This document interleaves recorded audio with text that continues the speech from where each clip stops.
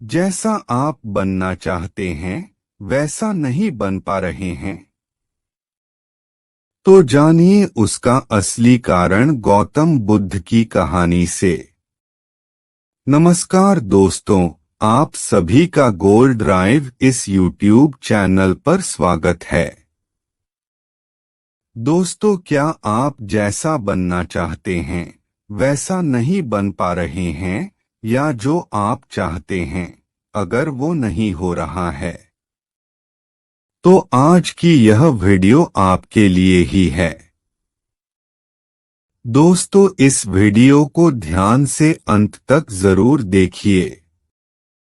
दोस्तों, अगर आप इस वीडियो को अंत तक ध्यान से देखते हैं तो आपको इस वीडियो से कुछ ऐसा सीखने को मिलने वाला है जो आपको आपकी लाइफ में बहुत काम आने वाला है।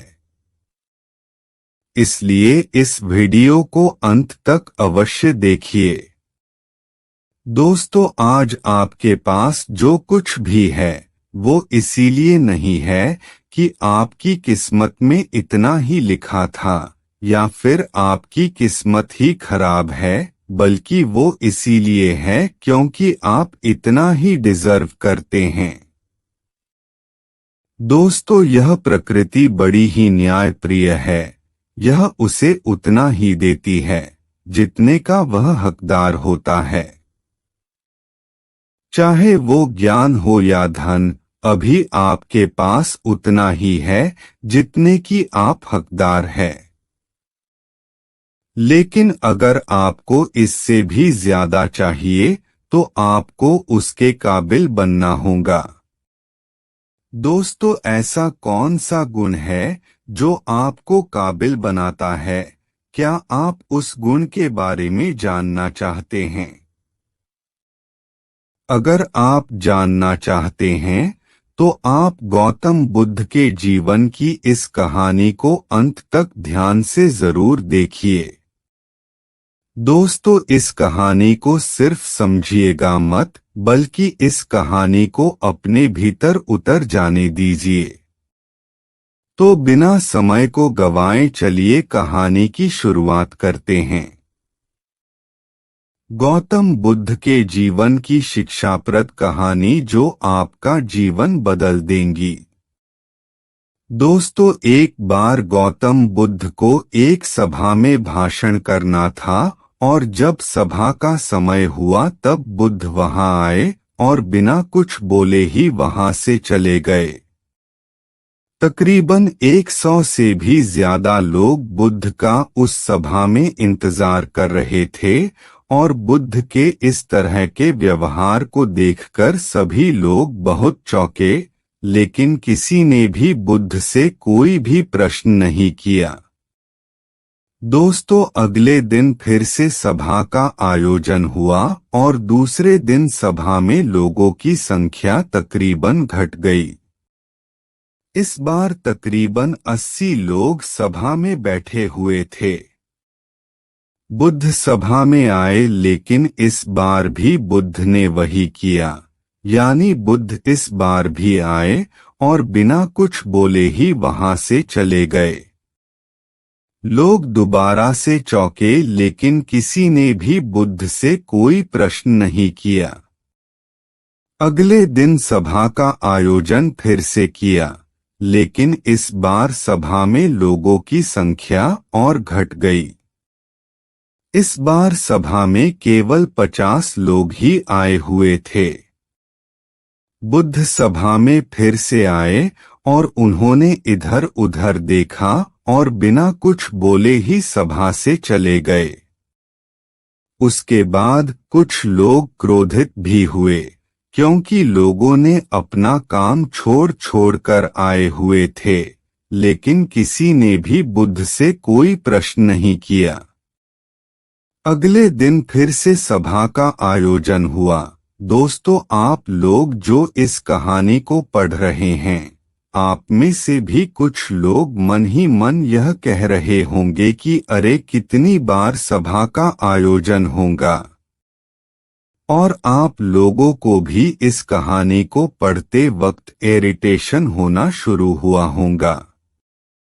और जिन जिन लोगों को भी अभी इरिटेशन होनी शुरू हो गई है, उन लोगों को तो यह कहानी बड़े ध्यान से पढ़कर समझना चाहिए, क्योंकि यह कहानी आपके लिए ही है।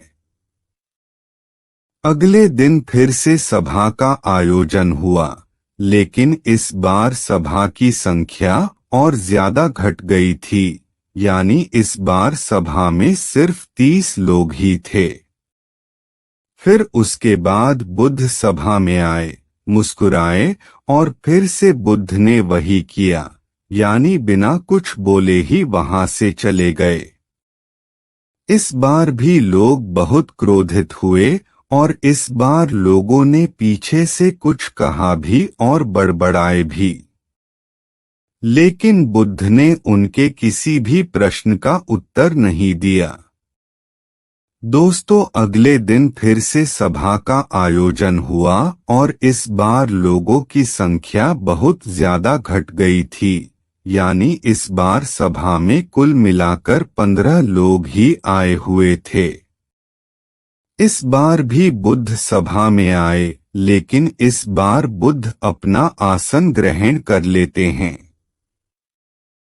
फिर बुद्ध बोले और बुद्ध ने उन 15 लोगों को उपदेश दिया, और वे 15 लोग ही बुद्ध के भिक्षु बन गए, और आगे चलकर उन 15 लोगों ने ही बुद्ध के ज्ञान को अलग अलग दिशाओं में फैला दिया। फिर एक दिन बुद्ध से किसी ने पूछा कि बुद्ध, आप कई दिनों तक बिना बोले ही सभा से क्यों चले जाते थे?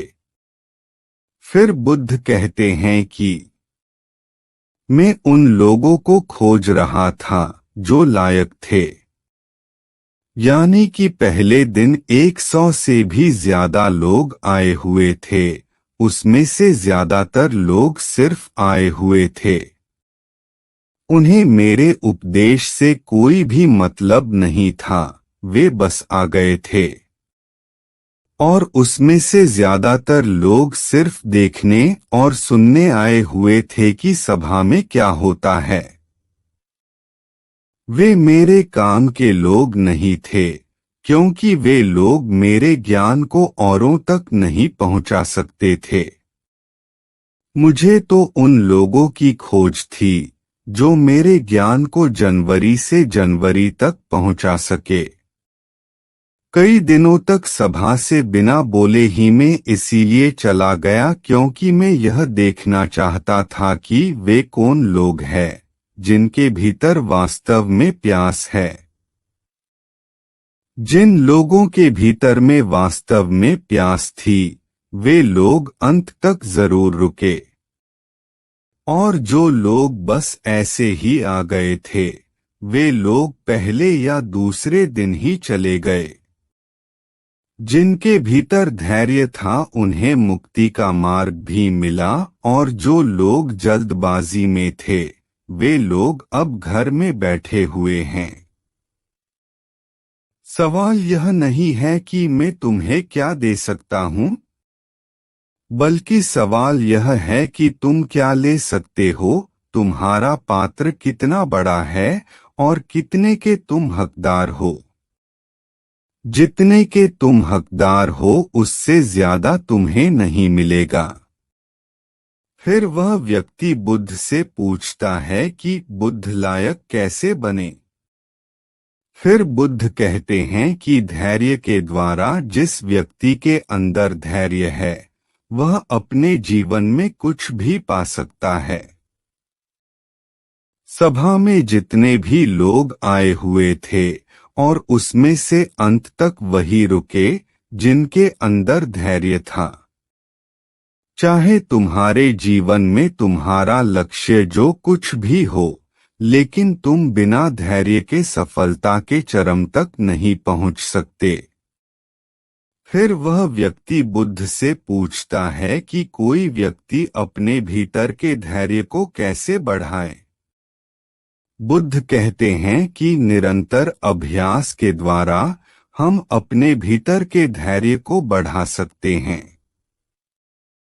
जैसे कोई व्यक्ति जब ध्यान करना शुरू कर देता है तो उसका मन उसके सामने कई सारे अड़चने लाता है,